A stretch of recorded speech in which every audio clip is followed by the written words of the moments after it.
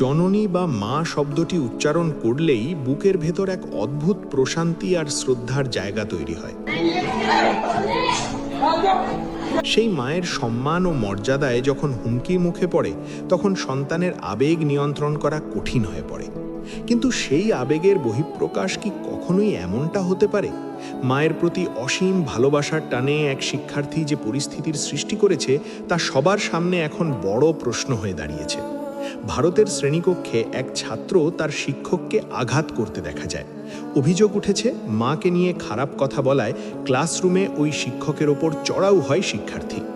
ঘটনার সময় ক্ষিপ্ত ওই শিক্ষার্থীকে শিক্ষকের বুকে সজোরে আঘাত দিতে দেখা যায়। পরে ক্লাসের অন্য শিক্ষার্থীরা দ্রুত এগিয়ে এসে পরিস্থিতি নিয়ন্ত্রণে আনে। এই ঘটনাটির ভিডিও ছড়িয়ে পড়লে ব্যাপক চাঞ্চল্যের সৃষ্টি হয়। ভিডিওতে দেখা যায় ক্লাসরুমের ভেতরেই শিক্ষার্থী মারমুখী হয়ে শিক্ষকের ওপর আক্রমণ চায়। সহপাঠীদের হস্তক্ষেপে বড় ধরনের দুর্ঘটনা থেকে রক্ষা পান শিক্ষক।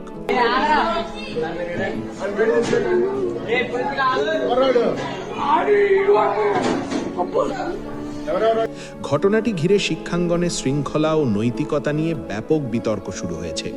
অভিভাবক ও সচেতন মহল বলছেন, কী কারণে শিক্ষক তার মাকে নিয়ে খারাপ উক্তি করেছেন বা এটি নিছক ভুল বোঝাবুঝি কিনা তা নিয়ে তদন্ত করে দেখা উচিত।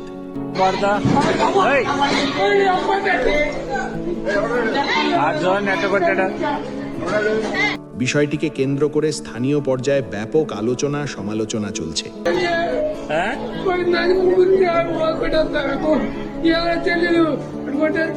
ভিডিওটি ভালো লাগলে অবশ্যই একটি লাইক করে দেবেন।